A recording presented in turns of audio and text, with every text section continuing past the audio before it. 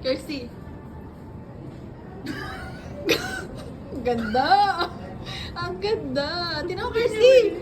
Kirsty. Yun! Ano gagawin ko ba? Ano tagal mo naman? Ano ba yun? Ano gagawin?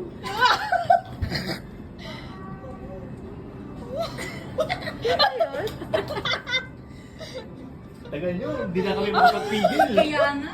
Ano ba yun? Ito? Engage ka na? Kaya ko na. Hindi ako fake? Fake ako. Hindi nga pala.